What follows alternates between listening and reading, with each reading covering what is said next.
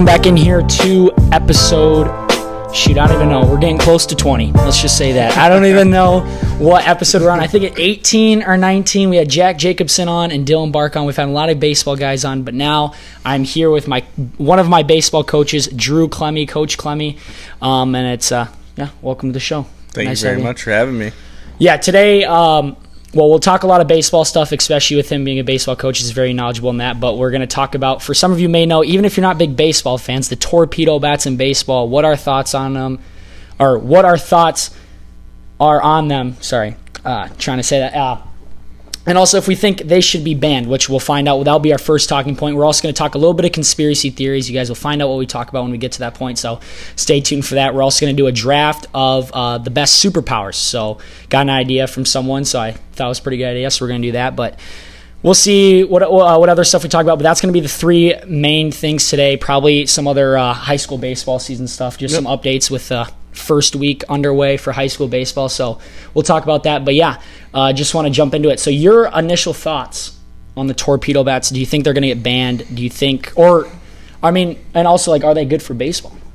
I personally want to say they're good for baseball. I mean, everybody wants to go and see the home runs and see the action. I mean, the Yankees I think they've set the record maybe, and now everybody's ordering Torpedo bats. I think the Braves just got them, yeah?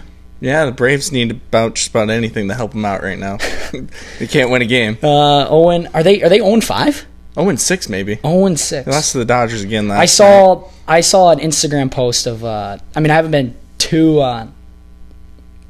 involved with them specifically, but I saw an Instagram post and it was their batting order before the game. I think their team highest batting average was Michael Harris with a 111 batting average. Yeah, they're not hitting very well. No. A lot of things aren't going well for the Braves. Yeah. And they should be pretty good team. Oh, they're a top 5 team that's supposed to win the World Series. I mean, they're a top 5 World Series favorite. Even still with this 0-5, 0-6 start. Mm-hmm. And they're waiting for Acuna to get back. I think that's the big thing. I mean, he's the leader of their team, and yeah.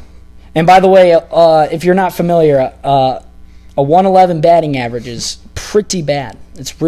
If you're below 200, you're pretty bad. Yeah, that's pretty bad. I mean, my thoughts on the Torpedo bats. By the way, if you guys aren't familiar with the Torpedo bats, so usually we have, for instance, many guys use wood. Obviously, you use wood in the MLB, and basically you have an original bat with the barrel at the top. It's just a normal bat. But these Torpedo bats have a little bit extra thickness to them towards the barrel.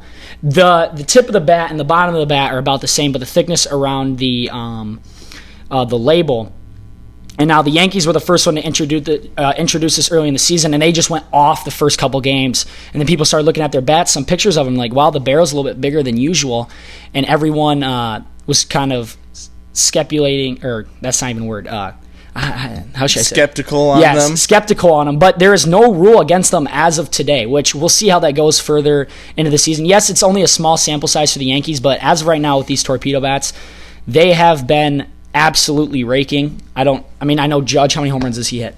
I don't know off the top of my head. Their whole lineup, just in general, can hit home runs, especially when they play in that ballpark, too.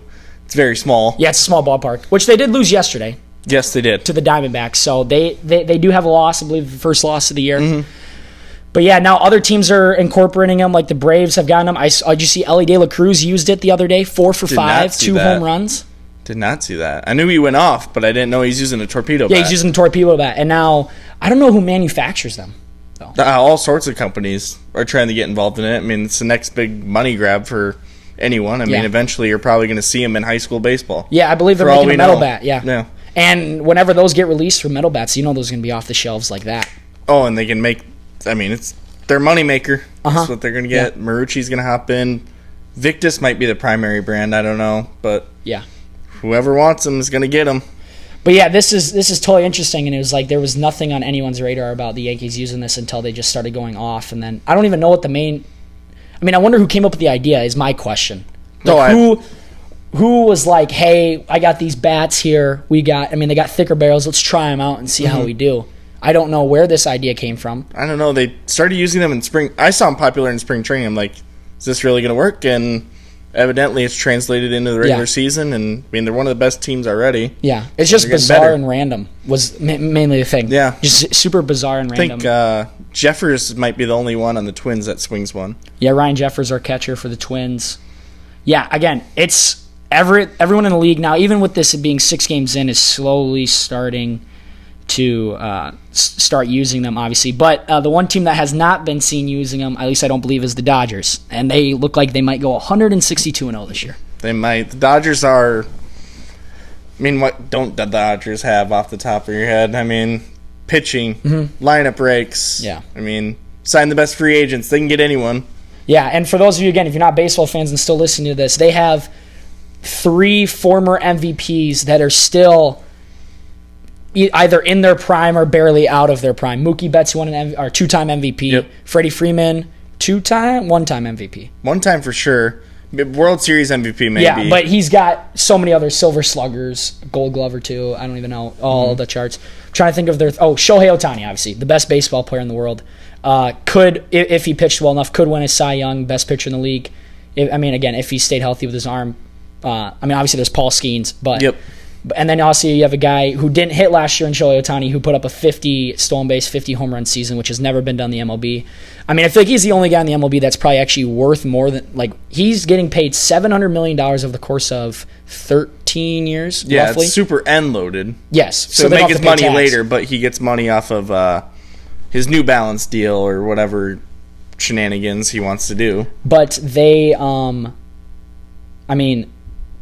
I lost my train of thought. Yeah, but I was going to say, he's probably still worth more than what he's even getting paid at $700 million, I believe. Yeah, he'll probably go down as the GOAT good. When it comes down to it.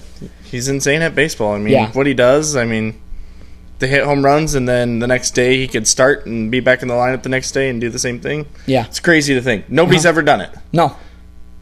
Might be another player down the pipeline. I think the Royals might have one, and Jack Caglione, but... That guy is also legit. Watching him in college at Florida, hit like a 400 batting average, led the league, or at least tied or top 3 in home runs in the country. The guy was insane. And he's one of those guys that goes up to the plate, and it's like you feel like he's just going to hit a bomb. Yeah, he's every gigantic. Yeah. I didn't even know about him until maybe the SEC tournament last year. Yeah. I saw him, I'm like, who is this guy? And then all of a sudden he's a top 5 draft pick. And even in college, I feel like his pitching was probably his downside. Yep. And if his pitching doesn't turn out, you can always go play first base and still crush the ball. There was a guy on the Rays, I'm trying to think, a few years ago, who was going to be a dual guy. I can't think of his name. Before Shohei? He played at... Or was it Yeah, he played for Louisville, I want to say. Okay. I can't think of his name, but he was going to go do the two-way thing, and I think he just got injuries and gave it up. Interesting. I guess I do want to jump into another question about baseball, but I guess with the whole torpedo bat thing, do you think they should be banned? No, I think they should not be banned. Let them be. Baseball has always struggled for years of getting viewership, and now they're kind of back on the rise with Paul Skeens, Shohei. Yeah. Everybody wants to go see home runs. Let them hit home runs. Especially last year in the World Series, you had 2 huge market teams in the Yankees and the Dodgers, who, again, 2 biggest fan bases in the league and are now, that was the most probably viewed playoffs in the last 10 years or so. It's probably since 2016 when the Cubs won it all. That was a pretty big viewed one. But especially down from the year before with the Diamondbacks Rangers World Series, which honestly I feel like people said that was a bad playoffs, but you got to see a team that in the Rangers that won their first World Series in franchise history, which was pretty cool. It's still history, but yeah, I think last year was the first year in a while where it's like viewership is really starting to go up in baseball. And I think you're right with the torpedo bats now, people hitting more home runs, and yet to mention they still got to hit the ball. Yeah, it's only been it's been 5 games in the season, so we don't. These guys could just be going off. I think the bats are helping, especially when you see Ellie De La Cruz go 4 for 5 now with 2 bombs. But the pitchers are still insanely good, and you still got to hit the ball as well. So I don't have any problem with it. I wouldn't be surprised if MLB bans them at some point, like if it for some reason just gets way too out of hand. But speaking of viewership as well with the Dodgers, I want to bring up the Dodgers again. There is no salary cap in baseball. What's your thoughts on that? As fans, I remember before the year we're so mad about that because you have teams like the Dodgers that are making super teams. It's almost becoming not fair. Yes, there's a salary cap. I put that in quotation marks. It's not really a cap because if you go over it, you just have to pay salary tax. So for every, for example, every $1 million, you have to pay 7% more of that $1 million, whatever.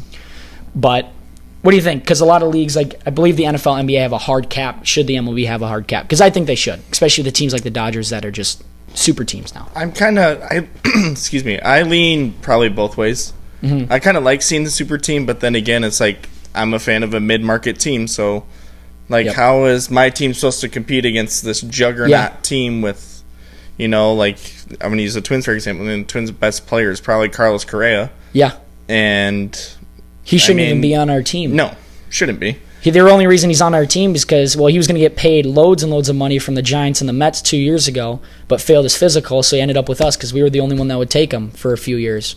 And he's probably not happy with his payroll, but he knows it's the only team that could pay him right now. I think it sucks more for the mid-market teams. I mean, if you can pay the money, the big New York teams, the Dodgers, probably the Braves can swing in there and pay what they want to pay, but yeah. I mean, would I be surprised if there's a salary cap in a few years? No. I mean, but we should see. Do you think there should be? I guess I don't know. Maybe I missed it when you were talking there. For that. Right now I'm going to say no, but I got to see how these mid-market teams kind of develop some guys. I mean, I don't know. Maybe a mid-market team comes out of nowhere and says, here we are to play, and who doesn't like a good underdog story with... Yeah, the Dodgers make the World Series, and let's just say a mid-market team like the Royals or the Twins, make the World Series and play in the Dodgers. I mean, heck, you're going to have a lot of fans rooting for them. And baseball is also one of those sports where you can, the best team's always not going to win, even in a series. I feel like you play a sport like basketball. I guess football maybe a little bit less than basketball just because football you're playing one game each round. But also, usually the best team's going to win in that. You don't see these huge underdog stories. I guess you see March Madness of basketball, but that's one and done. When you play series in the NBA, the best team's going to win that series. Mm-hmm. In the MLB, that's just not the case. You got guys that, it's just slumps are a big thing in baseball. Every player that you love, that you think is incredible at baseball, has sucked for a long period of time in their career. Many times, not just once in their career. Speaking of Rafael Devers, what did you say? 0 for 9, 0 for 20 with 0 for 19, 0 for 20. I don't even know if he played yesterday, how he did, but 0 for 19, 0 for 20 with 5 strikeouts. It's insane. He's a great hitter. Yeah. I don't know if the signing of him not playing third base, the signing of Bregman got to him or what, but he's going to hit eventually. Yeah. I don't know how much he played in spring training either. That could be something with it, but yeah, hitting in baseball is hard. Yeah. And what makes me mad is people that just panic on him. Like, Rafael's washed, Again, Rafael Devers has proven year after year after year after year to be one of the best hitters in the league. And now people are like, this is just, an 0 for 20 stretch. And it's the beginning. People are freaking out like he's done. His career's done. If he would have had this, I think if he has this 0 for 20 stretch, like somewhere in the middle of the year, I feel like people would just like kind of blow it off a little bit more. He'll be totally fine. Yeah. He'll be a month from now, he'll be raking. Yeah. His average might not be there, but he's going to have, 10, 15 home runs by that point. And putting up. If he's still getting on base, too, that's all you can ask for. I will say, though, 0 for 20 with, 15 Ks is a lot different than 0 for 20 with, 5. Yeah. I will say.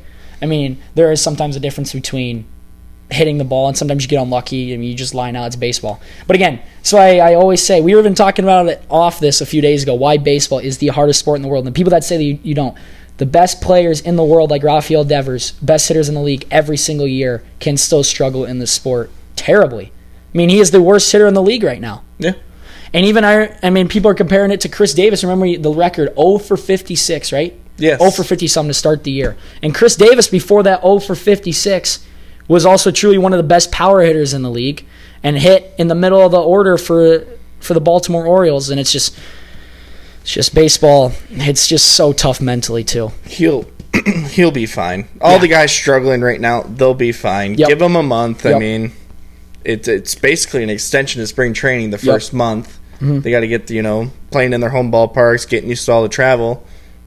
Give them a month, and all these players will be fine. Also, Luis Ariz, 2 for 19 to start the year. That's unlike him. That's a guy that's the best contact hitter in the league by far. Also, probably my favorite player. How many batting titles has he got? Yeah, he's got a ton of batting titles, and again, he's 2 for 20. But I think he even knows Luis Ariz. He goes through slumps every year. Actually, yes. He always hits a. It just so happens it's the beginning of the year right now, so he knows he'll be fine. He just needs to And, it's just baseball. It's just baseball. It just you happens. Could say pitching might have the upper hand right now, too. Yeah. Because how many of these guys, they play spring training, but sometimes everyone's not throwing their guy in spring training. Nope. So you could argue that pitching is a little bit better right now, and then as it goes along, he'll be just fine. He will be just fine. Yeah. Anyway, we can jump into a new topic here. I told you guys we would do some conspiracy theory stuff because we thought it would be a little fun, a little interesting. We haven't done it in a while. I think the last time I talked about conspiracy theory was the moon landing was fake, which I still believe. Okay. All right. I still believe it's fake. But today, I don't know if any of you are familiar, but we will be talking about Oak Island today. I wasn't too familiar until Klemme brought it up to me. So, if you can, I guess you want to give a little background on Oak Island and what it is. Yeah, the basic summary I could give you, it's these two brothers own the island now. They're called the Laginas, but they think all these treasures were brought over at some point. Under the island. In Nova Scotia, Canada, by the way. Go ahead. Yeah, they put them all over, and basically they think like the Ark of the Covenant could be involved there. Some of these major treasures that haven't been found, and it's just a huge mystery island. Lots of people have lived there. Lots of people have come through. It's a treasure show. It's kind of interesting. Mm-hmm. I like to watch it. My friends and I used to watch it every Tuesday night on History Channel, but if you like that type of stuff, it's definitely fascinating. Yeah, there is a show on it. They haven't found much treasure yet, so to speak. They have found some gold. Yeah, they found gold bits and all that. There's a group called the Knights Templar that came through. They found a Templar cross that's pretty significant. It's just lots of digging going on there. Yeah. In a place called the Money Pit area, which is supposedly where all this treasure is supposed to be hidden at. And they're digging boreholes and stuff. Wood comes up and they get wood samples to see it from this year of that time. Yeah. Yeah. What was I going to say here? How long have people been digging there for? It's been a long time. I don't know off the top of my head, but there's been all sorts of different crews that have done stuff. Actually, a guy came through.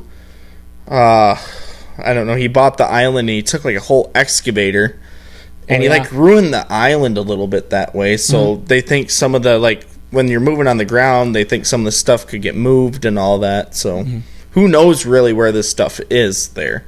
Yeah. Do you believe there's treasure under there? I think there's something. There's something there. I just don't know what. Is it the Ark of the Covenant? Is it gold from 1400s or what's down there? Mm-hmm. I think what's also funny, there has been many people I saw, or at least researching a little bit today, that there has been a lot of people that have bought the island to try to search for treasure. Yes. And the amount of money probably buying the island has probably been more than what they would even find out of the treasure. Oh, yeah. And now I think it's primarily owned by the Laginas now, and the Lagina brothers that are. But they've put so much money into it. Yeah, it's unreal the projects they do. It's insane. It's a lot of money, and they're hoping to find it. If they find it, there's your money's worth right there. I guess for a whole context, how do they believe the treasure got there? You know what I mean? Who buried it? Was it some pirates back in the 14? They think it could be that. They think when new land was found over here, they think people are bringing in treasure and all that. The Knights Templar is one of them. Yeah. Very commonly heard with them. But, other people, when they inhabited the area and all that, they just buried coins and all that. There's Roman coins you can find. Yeah, it's inhabited by all sorts of people back in the day. Yeah.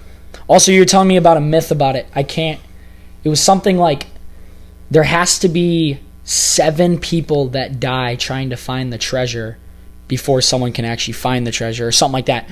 Yeah. It's kind of confusing, but there has been 6 people total that have tried finding this treasure that have died. So 6 people that have died trying to find the treasure.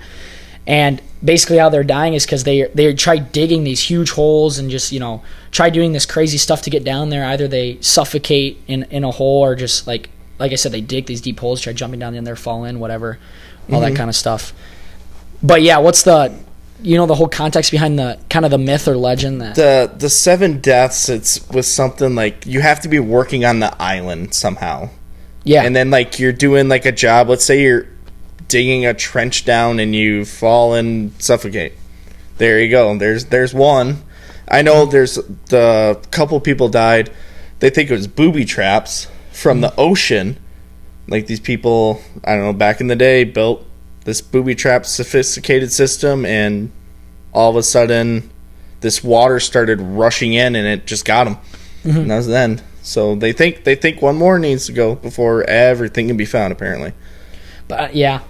That's I think that's an interesting legend as well. It correlates, and the fact that because this legend has been around for a while. It's not like it's 6 people died. Now it's like the legend comes out, there's 7. It's been around for a while, and they're, if things happen, maybe one of those brothers dies trying to find it somehow, and then who knows what will happen. They do a lot of stuff like, I mean, they come in and see what people are doing, but all these companies want to come in and do all this stuff, and they're very picky on who they hire and who they want.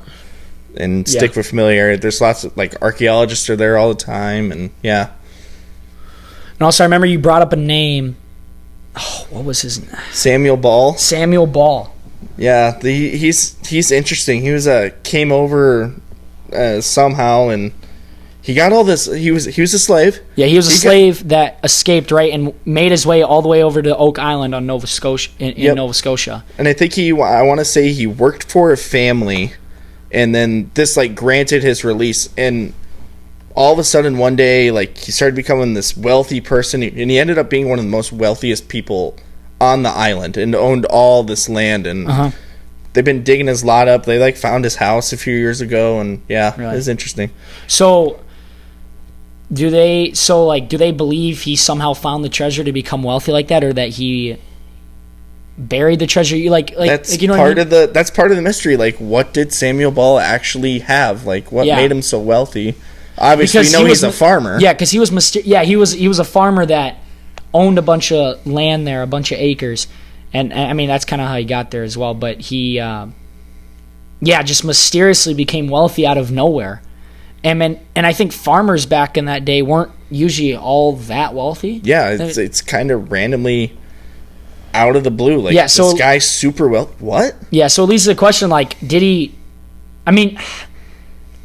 was he the one that buried the treasure there? Was it pirates? Was he the one that found the treasure and somehow sold all this stuff slowly but surely and kind of disguised that he was finding all this stuff? And if he was the one that found all this stuff too, it's like, is that treasure now all scattered? Is it in one place? Is it gone? So that's why you think there probably is stuff there, but I mean, like you said, it's kind of interesting. It's almost like a little national, in real life, national treasure. Yeah, it kind of is. All these people like trying to find all this stuff and all the clues and all that kind of stuff, and a bunch of myths and legends and stories that it's like what's true and what's not makes it kind of interesting. I mean, it doesn't really have totally any significance towards anybody's life. Really, it doesn't really affect no one. But it's just like it's kind of a little national treasure, and it almost seems fake. Oh yeah, someone's trying to find this true treasure, but I don't know, it's kind of interesting. Yeah, I mean, you can watch it it's on History Channel. Probably find it on streaming sites, but yeah, I mean, you can go back. They've done all sorts of things, dive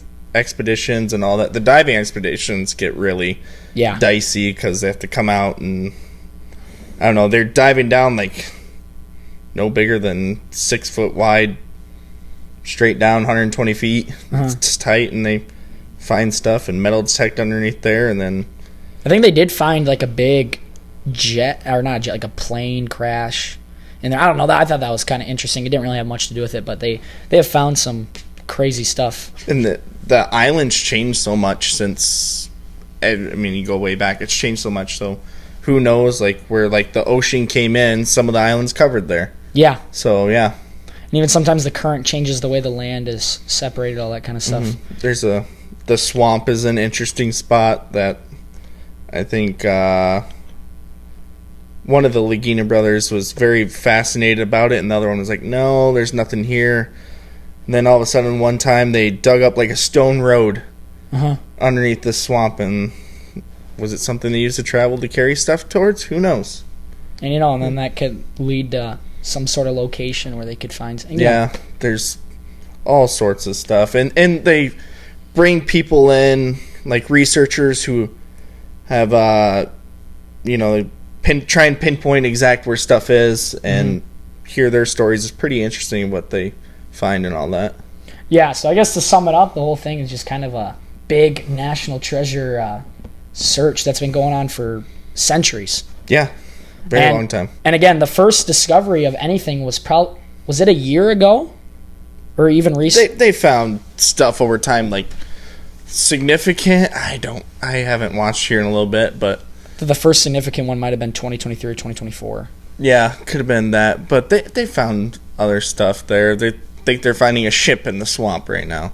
Yeah, as one of them. They found wood plankings and all that. Who knows what the wood's to? They've gotten it tested in years and all that. But yeah, I think it's also funny too. They have 11 seasons on this and have basically found. I mean, in the whole grand scheme of things, have basically found pretty much nothing besides little stuff, and they have 11 seasons on this whole show. Yeah, it's just like I don't even understand how. You really fall in love with the whatever you want to call them, the Laginas and their crew. I mean, they're awesome. I mean, there's a guy, his name is Gary Drayton. This guy gets paid to do metal detecting his whole life. That seems like a blast. Walks around an island with a metal detector. I'm like, that'd be a pretty cool job to have. Yeah. And you find all the coins and all that they find is really cool, and they get them tested to find out what year they're from. Yeah, that's funny. Yeah.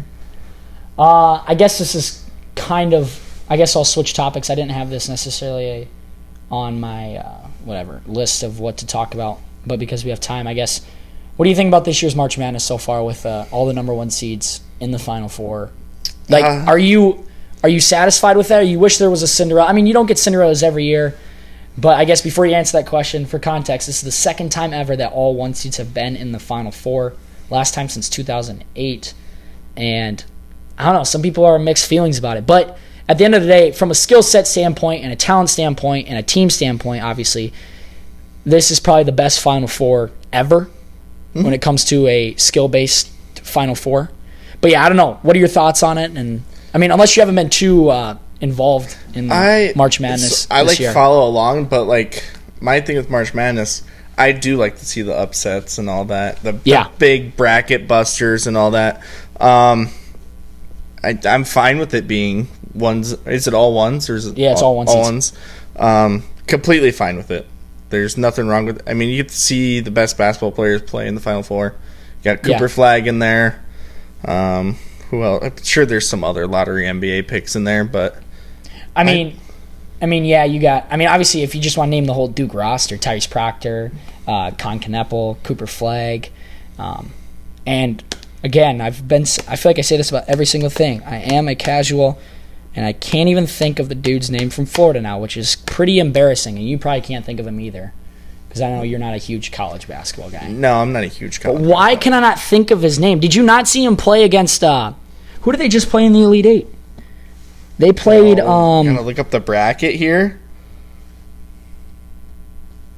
Oh my! Let's look up the bracket. Crazy comeback. They should have lost. Florida should have lost. Florida basketball. Here we go. They play Auburn. That's going to be a tough matchup for them. Well, yeah, they play Auburn. It's Auburn versus Florida and Duke versus Houston. Oh, is it Walter Clayton Jr.? Yeah, Walter Clayton Jr. There we go. Sorry, I was just having a brain fart. I couldn't. Man, he was going off in that Elite Eight. I mean, I remember too. He was feeling himself. He got a rebound right under the hoop. Could have just put it right back up. Dribbles five dribbles out to the top of the key. Turns around and just hits a three. Were they electric. Down? Maybe was it like 10 with like 2:30 left? I think maybe a little bit more to go. Who did they even play? Texas Tech. Texas Tech. Who I did have them losing in that game, but man, that was a fun game. But yeah, Walton Clayton just. I mean, I wouldn't say he was playing slow in the first half, but second half he just flipped a switch. He said, "I'm taking." That's how good some of those players actually are. I know. They can just, boom. Yeah. If you watch, some people are like, I don't want to watch basketball on TV. Go watch it in person. You'll really see how good they actually are. Yeah. It's like, you think their shots look easy on TV? Go see them in person. Yeah. And even if you see guys like Cooper Flag, who you don't necessarily think he's all that tall. I think the size on the guys, too, just thickness and tall. I mean, Cooper Flag's 6'9".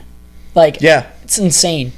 And this is even college basketball. You think about guys like Kevin Durant that are more guards. He's a shooting guard. He's 7'1". Yeah.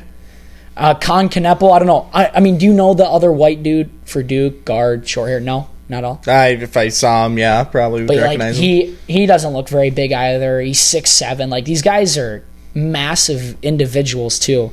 And the athleticism, I mean, you can see it on TV, but in person, like you said, it's just different. It's different. Cooper Flag almost made Team USA this last summer. Yeah, as a 17-year-old. Yeah, to play with Curry, LeBron, I'm 16. Durant. I'm 16. That's how good he is. Yeah. I mean, he's 18 now, but I'm 16. He almost made the USA Olympic basketball team with, like you said, all those stars. One of the best ever. Yeah. And he would have been a year older than I am, which is Houston might crazy. try and just take him away and just let everyone else beat us for defensively. You think? Oh, are you a T-Wolves fan? Or no, not Houston, as in the Houston, the Cougars. Oh, I was so confused when you were talking about I am a T-Wolves fan. I'm not a T-Wolves fan. We're both big Twins fans, but that's the only Minnesota sports team I like. But it is my favorite sports team, so. Sorry, I was so confused. We were talking about NBA, and then you said Houston. I was like, is he talking about the Rockets? I know he's a T-Wolves fan. Cooper Flag there. Oh, but that's the thing with Duke, though. You can try to take away Cooper Flag, but you have Tyrese Proctor, Con Kneppel. They're big, who's been catching all these alley-oops. There's more than that's the thing with Duke. I know they've played in a weak conference, but I think they've proven themselves all tournament. And the thing with Duke, too, they can have one guy have a bad night, and the other dude wins it for him. Yeah. And again, Cooper Flag didn't play all too well in the Elite Eight. But I think the biggest thing with Cooper Flag, why I love him so much, and it's cliche. I know everyone loves him. He's fun to watch. I mean, but he truly is. I know it's cliche saying that, but like the thing with Cooper Flag that makes him so good, he can go 2 for 10, 2 for 15 from the field, and still be one of the most impactful players on the floor. Yeah, just his ability to pass the ball, play, make, rebound, all that stuff. Defensively too, he's unstoppable. He just what makes good basketball players great is their ability, if one thing, especially offensively, isn't going well for them, how can I impact the game on a different side of the ball or in a different way offensively? Even just his presence out on the court. I mean, you think about Houston game playing. Do I need to put 2 guys on him? I'll always leave someone open. Mm-hmm. But, how's Houston going to defend him this weekend? Yeah, it's always a good question. Yeah. Anyway, let's think about. I'll still save the draft for back in the last. Yeah. A huge sports podcast today, which is totally fine, even with the Oak Island thing. But I guess let's talk about a little bit of the school baseball season. I guess, I mean, you're my coach, assistant varsity coach. Yep. You've been doing it for a little while now. For context, we are 2-2 right now. We went 2-1 out in Rapid. We didn't play any Rapid teams. We played Douglas, Sturgis, and Spearfish. I've lost to Spearfish and O'Gorman. And Spearfish was actually surprisingly better than I thought. We did not play very well against Spearfish whatsoever, but, I mean, I would still like to believe if we would have played a lot better, play them again, we probably would have won, but that's baseball. Anything can happen on any given day. Yeah, you truly have to show up every single day. You truly have to show up. But I guess, what do you see in this team this year from a standpoint, even from skill set or team bonding? I mean, I guess you don't have to trash on the team last year, but I think it's clearly easy to say that this team's better than last year. And I guess, what's the difference from this year that you've seen from last year from a growth standpoint and also just, I guess, from an overall team talent standpoint? I would say it's just the maturity of you guys having that experience from last year. Last year was rough. We can admit that. The growth, you can see it on the field in our first couple of games. I mean, we don't look like a young team, but we kind of are a young team a little bit. Yeah. But that's mainly what I see. And then, you guys get along so well. Yeah, that's the biggest thing I see this year, too. That makes a team like that can go a long ways. And especially late in the year, if you get hot at the right time, who knows where it takes you. Yeah. That's really what I see. And then, I mean, you guys are always in it for a game. You don't seem out of it. You guys seem like you really want to win it. Yeah. You really want to win this year is what I really see. I see the driving force. You really want to do well for the other seniors on our team. And, just having fun. Yeah. And I think that's the thing last year. I've said this probably 5 times on this podcast, but, just the thing about we gave up last year every single game early. And, even at the start of the season, there's a lot of people. I mean, I thought we could have been a lot decent if we went in with a better mindset, but it's just people are like, yeah, we already suck.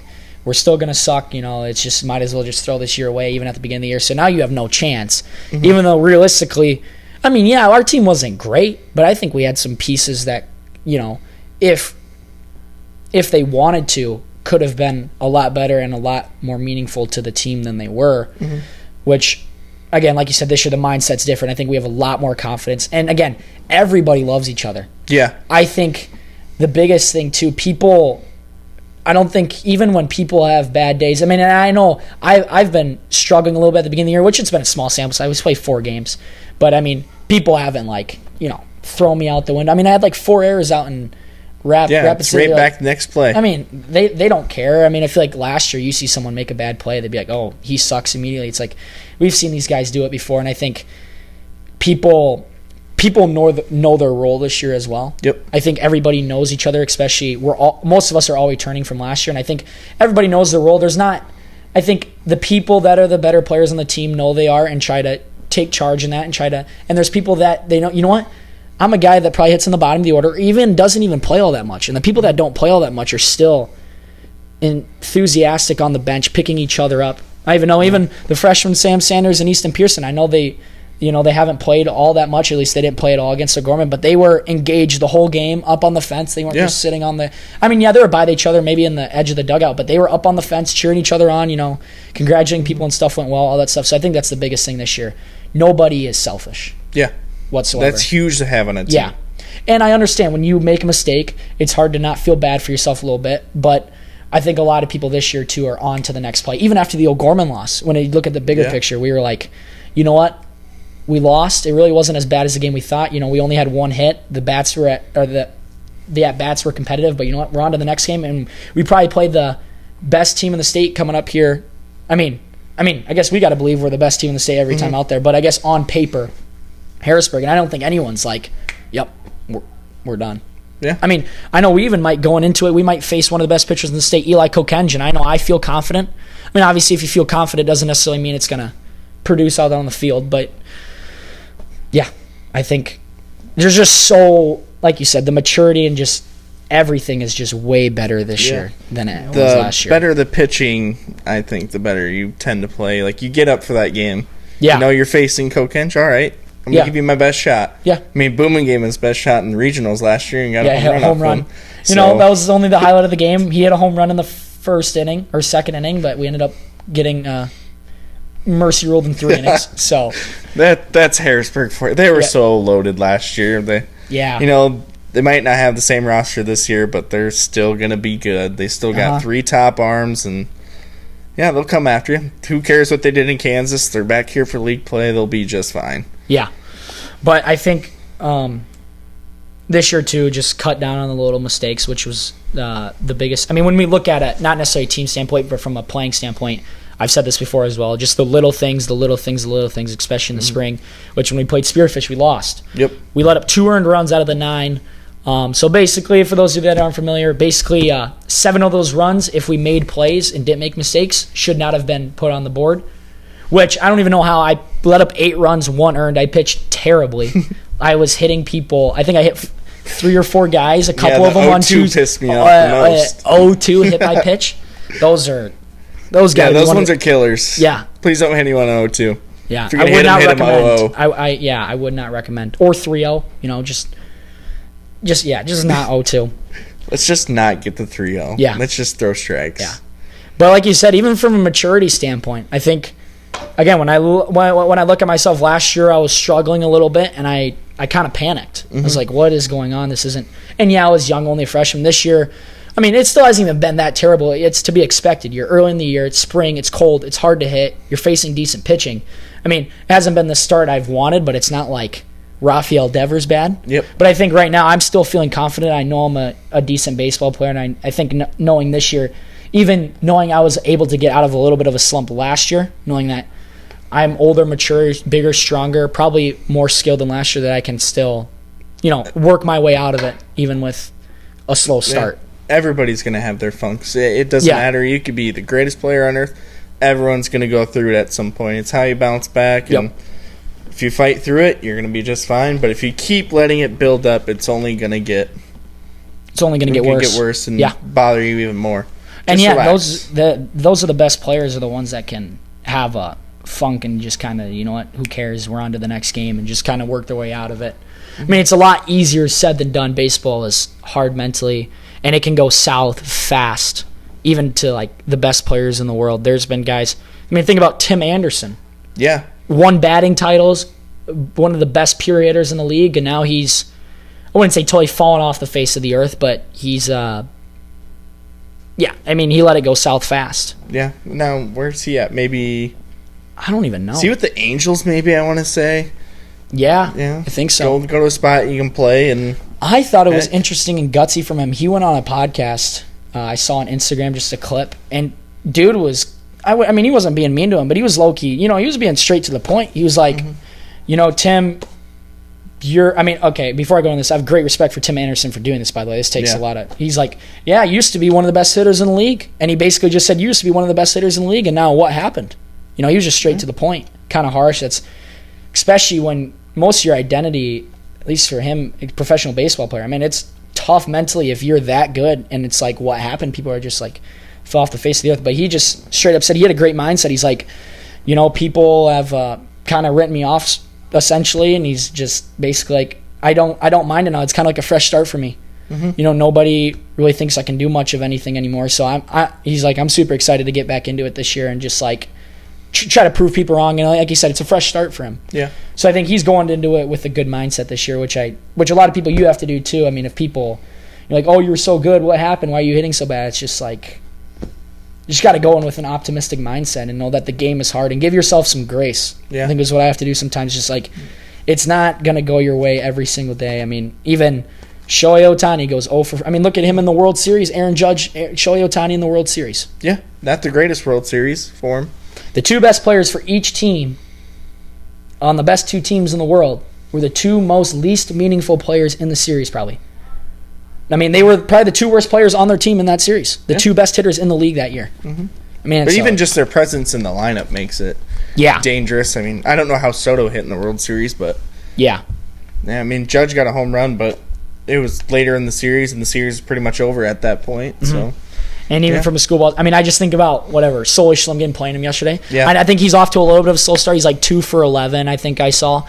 But that's one of those guys, too. He's 2 for 11, but you see him in the box, it's like, just please do not throw this guy a pitch over the plate because you know he can absolutely, he's got the ability to spank it. He's not using that green bat this year, I saw. I know, that green bat was a lot more intimidating. He's using the same exact bat, but that green bat, see him walk up with that green icon is intimidating. He's still he's massive. Yeah. Go look him up. He's going to Washington State for football. Yeah. He's tortured whatever team I've coached for years against him. He's always just right. There's no way to get him out. I mean, no. He'll get himself out, but most of the time, if he's going to make contact, it's going to be very, very hard. Yeah. And like I said, he's off to a slower start, but again, that's just baseball. And he's probably an all-state caliber player the last 2-3 years. And even this year. Slow start. He can still turn it around fast. But that's the biggest thing with high school ball. It's a short amount of games where it's like you feel like mentally, man, if I have this terrible, terrible funk, it's hard to get out of because you don't have enough time. As in like the MLB of 162 games like Rafael Devers, he's 0 for 20. He can still turn things around statistically. Yeah, he'll be fine. I mean, high school you're lucky if you get 35 games in, but most of the time you're looking at the 20 to 25 range. It's kind of a little bit of a sprint, but once you hit May is really when you want to start hitting and getting good feel as a team. When it starts getting warmer. When you start getting the regions, that's when you want to start playing your best baseball. And shout out Lincoln High School. That's basically how they roll every single year. They start out slow every year as a team, and once it hits May, what do you know? It happened last year. They're like, man, this team, Loki, isn't very good at the beginning of the year, and what do you know? They win the state tournament. Yeah. So, anytime you have Sawyer Tolk on your team, too. Yeah, that helps. Yeah. Shout out Tolk. I know you're balling out there, and where are you at? KC Community College somewhere? Very good community college. Yeah. I mean, what do you think? You think he can go D1 at some point? Sawyer Tolk? I mean, he has the work ethic, so that's a big piece. That kid works so hard. Yeah. Yeah. Yeah, it should be interesting to see how he does there. But last but not least, we're going to jump into the draft here. We're drafting superpowers. You can decide. Do you want to go first or second? We're going to draft 4 of them. We're going to draft 4? 4, because there's only 2 of us. Okay, yeah. And it's a snake draft. So if you go pick 1, I go pick 2 and 3, 3 and 4. Okay, I'll go second then. Okay, you go second? Yeah. Okay, and and I'll make sure to put it up on Instagram. People will vote on it, on the story for a day. Mm-hmm. So, okay, my first pick in this draft, I think I'm going to take. I'm just going to take invisibility. So I think can't go wrong with that. Whenever someone asks me, because you've probably gotten this question at least as a kid. If you could choose one superpower, what would it be? I'd probably say invisibility. Yeah. It's very versatile. You can use it in so many different situations. Mm-hmm. In a way, if you think about it, it's almost like you're not teleporting, but you can kind of show up in places with invisibility that nobody would. I don't know. That's hard to make. I don't know. Invincibility is pretty cool. I mean, you can go in. I mean, you just walk around pop up on people like hello, and not even that. You can eavesdrop so easily. Yeah, you can know. So you could probably know 10 times more about the world if you had invisibility, just because nobody knew you would be. You were there right next to them. So invisibility is my number 1. Yeah, just make sure you explain your pick. I'll take time travel. I like it. I mean, who doesn't want to go back and meet someone or go back and enjoy some great moments in history or even fix some things? I mean, if you really want to get that crazy. Or even if you want to go into the future, see what the future holds for you, which could be very scary, but I don't think I'd like to go in the future if I had time travel. But that's the biggest thing, going back and fixing mistakes. Yes. Man, that would just be... Or going back and having that one more shot at a state title or something like that would be super fun to have. Yeah, time travel. I don't know why I'm putting myself under the bus, but I think time travel is better. I just thinking about all the mistakes and man, I wish I would have done this differently. Yeah, heck, I wish I could go back and do some things over, but it is what it is. It is what it is. Oh, let's see. What else do I want to take? I'll take teleportation. Why not? Be able to go where you want to go. Yeah. I mean... Also, when you said that, I was like, is that the same as time travel? Very different. Very different. I mean, I'd be able to... I'd want to be able to get out of South Dakota in the winter a little bit, go somewhere warm for a little bit. You also think about how much gas you could save, all that kind of stuff. How much money. Gas, teleporting place to place. What else could you save on? I mean, probably wouldn't need a car. Nope. Just in general. So there you go. Save money. My next pick. Man, 4 is a lot, and I did not come prepared at all. Because you have the phone. My phone's up there. Kind of just looking them up, to be honest. Yeah. Hoping you don't take them. I mean, what, you have good ones over there? Or? I don't know. I just clicked on something hoping you don't take what I want to take, but who knows?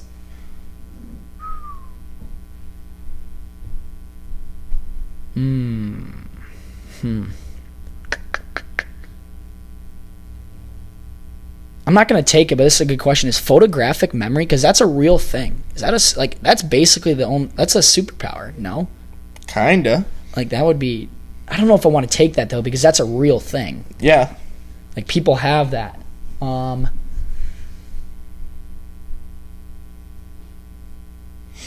Shape-shifting? Shape-shifting's one. I think I'm going to take that. I do have one more, but... Yeah, I don't know how much to explain about that. I just think it'd be kind of cool, I guess. Shape-shifting, yeah. Be able to do what you want to do. I think I will take... I saw one more pick. I should have let you say it, though. Oh, no. Because then I could steal the idea. No, I'm not letting you do that. Heck no. I will be taking... now that I... Okay. I have 2 picks in my head that I want to take, but I don't know. I just want to pick the one that I think you won't take. Or I want to pick the one right now that I think you would take. Okay.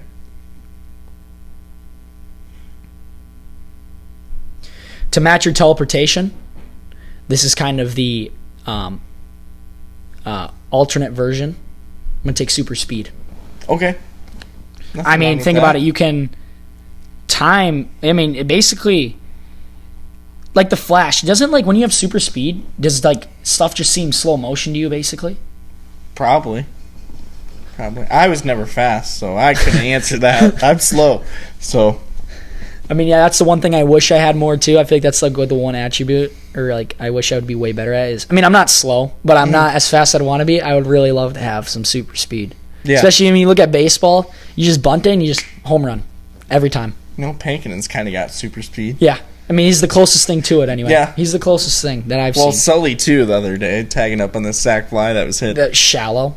100 feet. I mean, Sporer would say it probably wasn't his greatest attempt. I mean, he said he palmed a little bit, but, like, still. That wasn't Sporer. I mean, yeah. Still got a good throw on it. Yeah, you still got to make it there, and, yeah, he was fast. And, again, even if it was a quote-unquote bad throw, not Sporer's fault we lost, so, you know, one hit doesn't cut it. Yeah, so. Oh, let's see. I'll take. I have 2 picks here. Yeah, I'll take super strength. See, I was gonna take strength or speed, and I didn't know which was better. Heck, who doesn't want to be strong or be able to move something you don't want to move, or even when you're moving in general somewhere, or be able to pick up stuff or move a building if you really. So let me ask you this: if I took strength, would you have taken speed? No, speed wasn't even on my mind. Gosh dang it! So I did mess up because I was gonna take strength or speed, and. Nah, you're all right. Oh, let's see. What else do I want to take? I have no idea. Just because when I was a kid, I used to watch Avatar. I'll take water bending. Can you explain that for me? It's like water bending. Like water, you can like spin it in circles and throw it all sorts of ways. You can make it ice and all that. I don't know. There's water bending and there's also fire bending. I don't know. So it's kind of you almost just can control. You can control water, kind of. I see. Yeah, that's interesting. Yeah. I don't know. I don't know how beneficial it would be, but you know, it'd be cool. I don't know. What if there's a fire somewhere? Heck, California could have used water bending a few months ago when they had all the fires. Yeah, that is true. That is true. But my last pick, I have no idea yet, but I'll think of here probably in the next 20 seconds. I'm trying to think. Would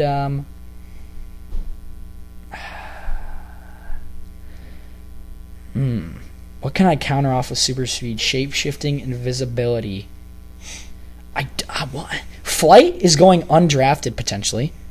Yeah, could be, but you think about flight. You got teleportation and super speed. Yeah, that's kind of the same thing. Flight is like it's really overrated. It would be a good one to have if it wasn't, if it kept going longer on the list. Yeah. But, yeah. What would you call, this is what I want to take, but I don't know how to put it like into a term.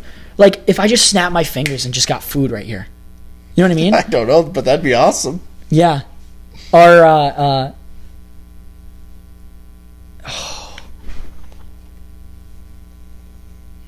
like you know what I'm saying though?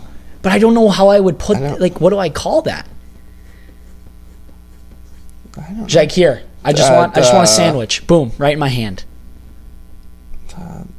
Not telekinesis. I have no idea what you'd call that. It's almost like from A Cloudy with a Chance of Meatballs with the machine. Yes. I do not know what to call that. Infinite food glitch? Sure, we can call it that. That'd be fun. I don't know. Never have to go grocery shopping or a grocery store again. Yeah. Avoid Costco at all cost. I'll call it infinite food teleportation on command. Yeah. I mean, because telekinesis is the ability to move objects within the mind. Wait, you know what? You just gave me an idea. This is not officially picked. I will be taking mind reading. Yeah, mind reading was kind of just lingering right there. I think that's more beneficial. I think that's scary. Yeah. I don't know what other people what they think about me or the stuff I say. I don't know. Yeah, I think that, yeah. Be kind of weird. That could almost be, I mean, from a eavesdropping standpoint, it's better than invisibility. Mm-hmm. Yeah, that would be, that That would be super cool. So, to wrap it up, I took invisibility, shape-shifting, super speed, and mind reading. Drew here took time travel, teleporting, super strength, and water bending. We're going to put it up on Instagram and see what you guys think. But yeah, let's see. We're at 54 minutes. I think that's going to wrap it up. I appreciate you being here. Yes, thank you very much for having me. Yeah, and with that, if you're still here, I appreciate you guys still watching all this way. There's probably a couple of you, so it's much appreciated. But if you're on Spotify, check out YouTube, and vice versa, Amazon Music, iHeartRadio, Instagram page, TikTok page, all that good stuff. Heck but yeah. Thank blast you for being the here. Socials. Yeah, blast the socials. Blow them up. Anyway, also we're still looking for a sponsor at some point. I don't know if you can somehow help me with that I don't know. Hey, keep doing it. You never know. Somebody you might never know. Get knocking down the door here. You never know who comes around. I think we need more viewers, but we still get 200 plus every time. I feel like that's still start small and then get gradually grow. Anyway, like I said, thank you guys for being here. Thank you also especially for being here. And anyway, we'll see you guys in the next episode, and Breck and Beitler out.